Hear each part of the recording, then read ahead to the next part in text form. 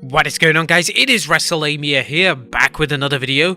With 2 World Championships on the line, Raw looks to be one of the better episodes in recent memory. However, did they deliver the goods? Well, join us now as we look at this week's edition of Raw, as well as the wildest news stories and rumors you need to know, including an update on Jeff Hardy, big changes to the Day 1 pay-per-view, Alexa Bliss teases a return, why Angle rejected AEW, and much more. Be sure to subscribe and hit that notification bell for daily wrestling videos, and follow us on Facebook for exclusive lists. Also check us out on TikTok. As always, we won't recap the matches, but just provide you with the good, the bad, and the downright ugly. As always, we start off with the good as number 1, a solid opener. Last night's cage match between WWE Champion Big E and Kevin Owens was a kind of must-see match that every wrestling show should start with. The action-packed affair not only continued the rivalry between Big E and KO, but kept Seth Rollins in the mix, with Rollins interfering during and after the match. As exciting as the match was, Bobby Lashley's surprise run-in added more fuel to the fire, and now fans are wondering if Day 1's triple threat match for the championship is now going to become a fatal 4-way. More on that later. Number 2, a big-time promo. While last night's match between Lynch and Morgan may have had a predictable outcome, the promo work between Morgan and Lynch has been wild, with last night's promo from Big Time Bex incorporating a harsh dose of reality for fickle fans.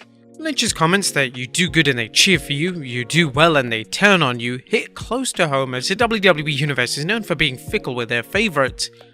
Their attempts to incorporate reality in its promos often fall flat, but not in this case. Number 3, RK Bro Comedy Club. Rare is a moment when the WWE lets an organically funny wrestler or team do their thing, but Randy Orton and Riddle have shown an incredible chemistry for comedy week in and week out. Last night was no different, as Riddle talked Orton into joining him as interviewers for the RK Bronament. While Riddle's efforts to get Orton to moonlight as a sports journalist didn't last long, the champions' interaction made for plenty of laughs, as fans wondered how much of Riddle's ridiculousness Orton would stomach before bailing. Number 4, it's good to be the Queen. WWE's continued push of Queen Zelina has been one of the few signs of life on the women's undercard, as it's clear that WWE is behind Zelina both as a single star and a tag team champion. Like any push, it's uncertain how long the push will last, but right now Vince McMahon is all about Raw's royalty. And number 5, terrific tag team matches. Last night's RK Bronament to determine the number 1 contenders for the Raw Tag Team Championship was a great way to remind the WWE that Raw does have a tag team division, and to further storylines such as a growing dissension between AJ Styles and Omos, as well as Dominic coming into his own. The finals between the Street Profits and Mysterio should make for a great match, and both teams have what it takes for an exciting championship challenge against RK Bro. But that was the good. What about the bad? As number 1, another tainted win. Last night's Raw Women's Championship defense by Becky Lynch against Liv Morgan featured an ending that was not only predictable but kinda lazy. While Liv Morgan continues to accumulate more fans, Lynch's victory seems certain. The primary problem was that the WWE is using a lazy finish again, as Big Time Bex grabbed the rope for leverage when she reversed a roll-up by Morgan. The tainted win suggests the WWE might revisit Morgan vs Lynch, but Lynch's wins are getting old, as every win is via a dirty pin. Okay, granted, Lynch is a heel, but she's quickly becoming the Raw Women's equivalent of Roman Reigns, a heel champion whose bag of tricks is limited to the same repertoire. Perhaps the WWE should pair Queen Zelina and Carmella with Lynch so they can run in on her matches, much like the Usos do for Roman. Number 2, Balor's bad booking. Although he defeated T-Bar, it was a meaningless win in light of his recent rash of losses both on Raw and SmackDown. At this point, fans have to wonder why Balor was shipped to NXT and brought back for no other apparent reason than to put other wrestlers over.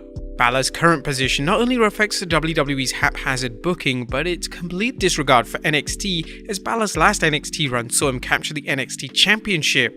Even established stars' time in NXT is meaningless in light of Balor's current booking. Number 3, Nikki Ash, clearly a 0. Speaking of bad booking, Nikki Ash has gone from almost a superhero to clearly a 0. The former Raw Women's Champion's unlikely rise to a world title excited fans who have always enjoyed her in-ring work and colourful personality. Sadly, her world title reign was treated as a fluke, with her quickly dropping the title to Charlotte. Any chance of redemption in the tag team division evaporated, as she and Rhea Ripley had a meaningless run with the Women's Tag Team Championship that saw few title defenses and a quick loss to Queen Zelina and Carmella. Now the WWE seems to think Nikki will get over as a plucky fighter who refuses to quit, except to submission holds, and will get over as a lovable loser. The problem is that she was already over, and with booking like this, won't be over anytime soon. Anyone know what Cody Rhodes did with his golden shovel? And finally, steer clear of Veer. Now, the WWE continues to hype the arrival of Jinder Mahal's former ally Veer, but does anyone really care? WWE's been hyping him up for so many weeks, it feels like Veer's been travelling from India on foot. Now, there was nothing downright ugly about last night's show, as Raw delivered a well-structured program with 3 championship matches as well as a tournament to determine RK Bro's next opponents. They also built things up for day 1 by hinting that the almighty Bobby Lashley will be joining the triple threat match for the WWE Championship and making a match between Edge and The Miz for the WWE's New Year's Day pay-per-view. Raw is beginning to get into a good groove, which naturally has us anxious, as every time the red brand seems to be improving, it finds a way to shoot itself in the foot. Nonetheless, like most WWE fans, we're eternal optimists that things will get better, and for now, we're enjoying this recent series of entertaining shows. But what did you guys think of Raw last night? Let us know in the comments down below. Now let's move on to the news.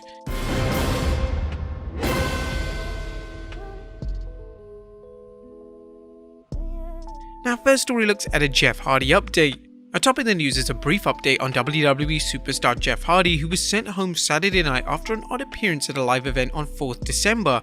Now, in case you missed it, Hardy appeared off his game during the 6-man tag match he participated in, with Jeff leaving the match before the finish, then being replaced by Rey Mysterio the next night. And now Jeff's brother Matt is commenting on the situation, sharing his thoughts during a House Hardy Twitch stream. A lot of questions about TOH, okay? The other Hardy. We got a lot. We can't ignore him. We got a lot. No, I mean, I won't ignore them. I did speak to Jeff for a little bit today, and he's okay. He's good, and I think he'll be fine. But once again, I mean, this isn't my business, and if he wants to go into it in more detail, then he'll do it himself. You know, but like Jeff is okay. He is at home, and he's okay. Given Jeff's past struggles with personal demons, some people are already thinking the worst. As we noted in our previous report on the story, there's not much to the story other than the video of Jeff's performance and his subsequent absence. Well, whatever the case, we hope Jeff's okay. Next up, big changes to WWE Day 1. It looks like the WWE could be adding another superstar to the already crowded WWE Championship match at Day 1. Last night's Raw saw Bobby Lashley attacking Big E, Seth Rollins and Kevin Owens, leading to some fans speculating the Almighty is looking to get in on the action. According to Meltzer, recent matches at a live event suggest this may be the WWE's plans. Speaking on the Wrestling Observer Live, the Melts mused they've been doing 4-ways at the house shows, so that's what they're probably setting up, and it was with the same 4 guys. Meltzer also hinted that Day 1 is going to become an annual event. Okay, the deal is that Day 1 is obviously a Nick Khan idea, you know, the idea of January 1st, and the idea is not just this year doing it, the idea is that this will be a regular thing, a new holiday tradition for WWE, January 1st pay-per-view. Should Lashley be put into the championship match at Day 1? Let us know in the comments down below. Next up, Alexa Bliss teases a return. Did Alexa Bliss just tweet a tease about a much anticipated return? Well, Bliss, who reportedly took time off to undergo sinus surgery, tweeted a gift from the film Mean Girls along with the brief message, "Just wait." Alexa Bliss's WWE return is only a matter of time, but fans are curious what to expect when she returns. Will she continue playing her fiend-like Daughter of Darkness character, or returning to the Little Miss Bliss character, or go in a new direction? Next up, an update on Lesnar vs Reigns at Mania. There's a brief update on our story earlier in the week that the WWE is looking to make Lesnar vs Reigns into an extended series.